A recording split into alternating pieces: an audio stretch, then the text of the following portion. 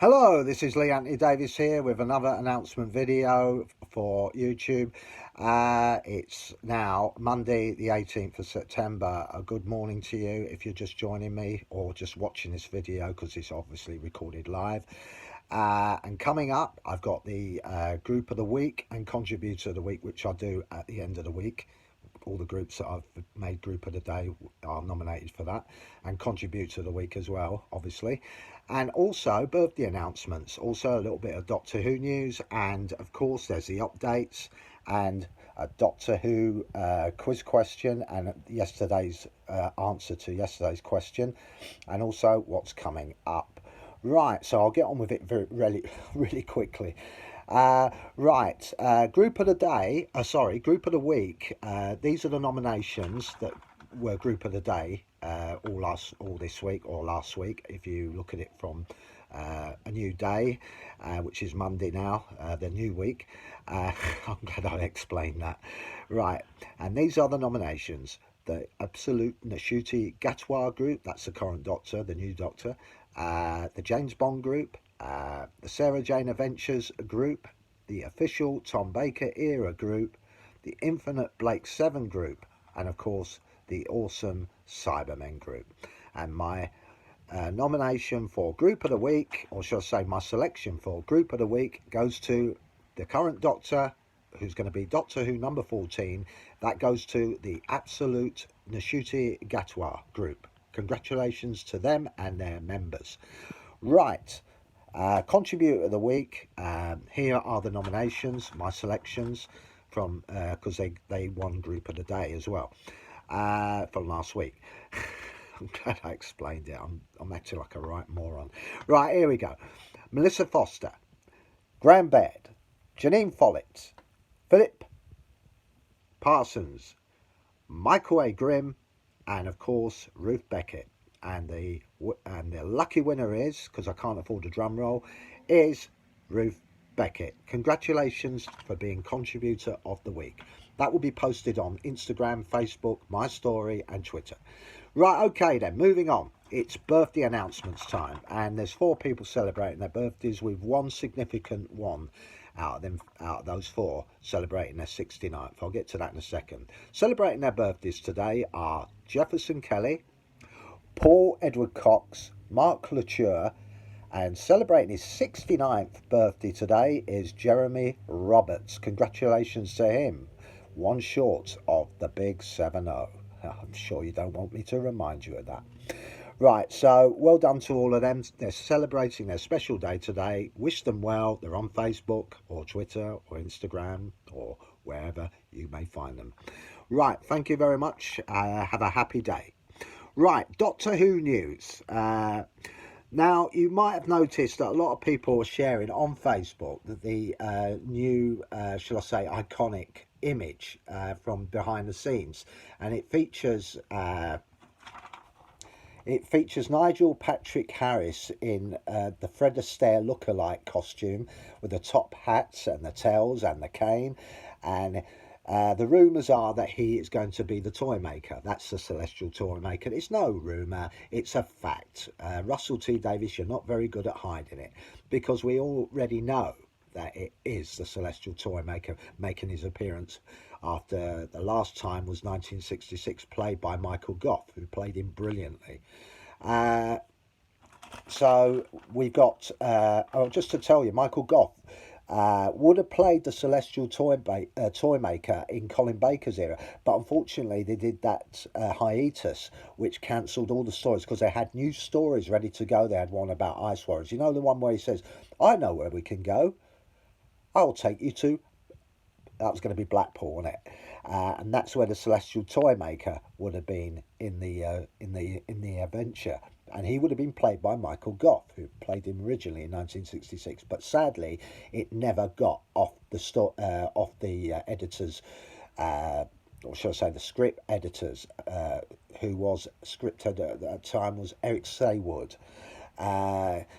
It didn't get that far because the person in charge at that time, well, the persons in charge at that time was Michael Grade and Jonathan Powell, and they didn't want to.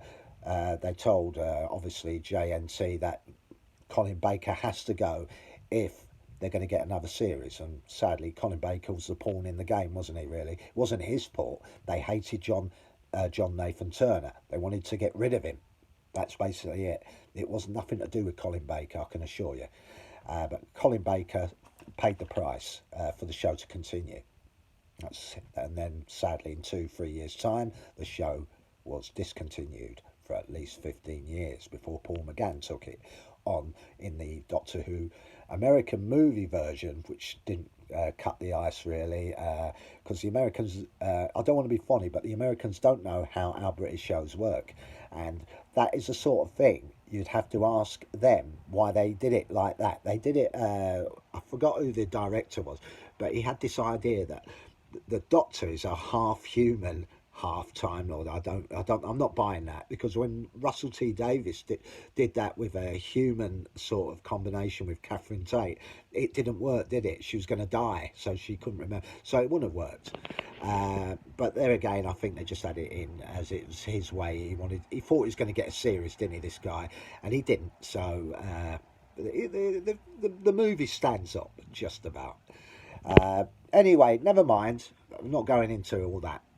We're going into Nigel Patrick Harris is the iconic figure that's been posted all over Facebook, and you can see him. And behind there's a wall of graffiti.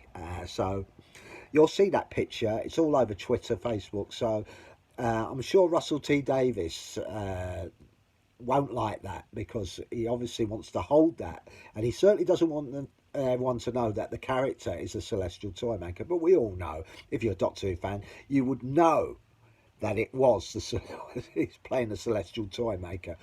But anyway, because there's clowns as well, so there's a big giveaway in there, because he would use clowns because he's obviously an entity, a powerful entity that can kinetic powers, and he can move things, he can create things. He remember when Michael Gough played him, he created this imaginary world to trap the Doctor. It was a sort of Toyland type of thing, but anyway, never mind. But the Doctor tricked him, because he made him move go for move 175 or whatever it was, and he mimicked his voice brilliantly. I thought it was brilliantly done anyway, and the Toymaker had lost, and he's not going to be happy with that. So obviously this is what this is about, him coming back for revenge. So anyway, that's my opinion. I might be completely wrong, who knows, but I've waffled on too much about that. Also, Russell T Davies has confirmed that there will be Doctor Who spin-offs in the future, probably roughly around when the series 14 is up and running. They'll probably be announcing new ventures. Obviously Sarah Jane will not be part of it, because obviously Elizabeth Sladen passed away in 2011, and that's when they stopped the show. But who knows, Katie Manning, Adventures, who knows, it could happen. I hope they don't bring Classroom back. That was terrible. I didn't like that at all. They had Peter Capaldi in that, didn't they, or something? Oh. Anyway, that is all I've got to tell you on the news. So I'm going to move on to updates quickly. This is my page, group, and my account on Instagram. Lee Anthony Davis, the Doctor Who page, is now moved up to 1. It's now 46 followers and about 43 like it. That's good. And my group, the Lee Anthony Davis, the Doctor Who group, has now moved up to 59 members. So I'm one off the big one. So who knows? Tomorrow I might be telling you I've got 60. That would be brilliant. And also on the Instagram account, I have reached 80. Yesterday I said I was on 79, and I said I bet I might make it to 80. It'd be nice. And I'm now announcing it. Yes, I've got 80 followers on Instagram. Thank you very much to all of you for joining, following, or liking. I appreciate that. I made a video on Instagram to thank all the 80 followers that are following me on there. It's the least I can do. Anyway, moving on. Doctor Who quiz question. Yesterday I posed a question for you. It was David Troughton, the son of Patrick, remember? He's got 2 sons. One of them, Michael, has appeared in The Last Christmas. That's the Peter Capaldi's Christmas special in 2014. But his other son, David, is more known to Doctor Who fans. He appeared in 4. The answer is he's appeared in 4 adventures. The first one, though, he didn't speak. He was a soldier in Barry Letts, who directed it at the time before he became producer. He wasn't happy with the Enemy of the World, but David Troughton got to appear on that. Obviously, Patrick was the Doctor as well, so it's quite it's not as unusual for that to happen. Father and son, or daughter and father in it, because remember Deborah Watling, her father Bill Watling was both. They're both in the Yeti Adventures. You remember the Abominable Snowman and Web of Fear. Her father is played Travis. Remember him, the Traveller, and all that, who's after the Yeti, and then he comes back as an old man who wants the Yeti back from this museum. He sold it, and the guy wouldn't listen to him, and then he told him it was a robot, and he wouldn't believe him, and he got chopped. Anyway, so it's not the first time. Anyway, getting on with it. David Troughton appeared in Enemy of the World, but without saying anything. He was a soldier in that, one of those guards. But he did have something to say in the War Games. He played, I think, a Yankee American soldier from the American Civil War. He was meant to be guarding that guy, you know, with the bald head and the monocule, who's actually an alien masquerading as a human. It was about, if you ever saw the War Games, you understand what I'm talking about. It was basically aliens manipulating humanity so they can invade the world, or so invade the universe, or something like that. But it didn't work. The plan didn't work. We had some great actors in that. Can't remember his name. That he's a Welsh chap, actually. He's a little Welsh bald, but he also appeared in The Face of Evil as well, where he played. I can't remember. There's so many. I would remember, but it's just at the top of my head. I'm no good at those things at the top of my head. I ain't got time to think, or time to wait for me to basically tell you. But I'm sure his name was David something. I can't remember his surname, but it doesn't matter. You'll probably leave a comment or something. I don't know. Anyway, he appeared in that, the second one, which was the War Games. The third one he appeared in, he had a bigger part. He played King Peladon, obviously, and he was he was put up as a love interest of Katie Manning's Jo Grant, but he wanted her to marry him, and obviously she didn't want to know. She didn't want to. She wanted to go back home to Earth. But anyway, and then he appeared in Midnight. Now that was a really good story. That was the this force that you didn't see, but it was there, and you didn't know what it was, but you knew it was mimicking. In other words, it was trying to get to civilization.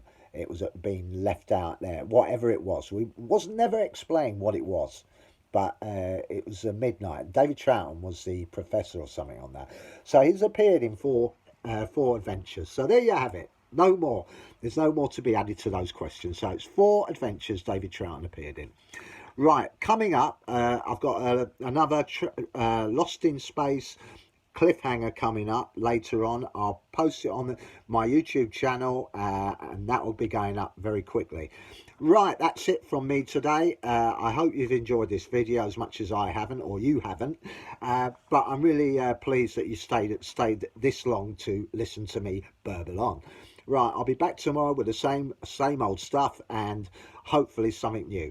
Right, that's it from me, Lee Anthony Davis, wishing you a very good morning, because we're in the early hours of the morning. So look after yourselves, and I'll see you soon. Shall I say, I'll see you just after midnight tomorrow. Until then, bye for now.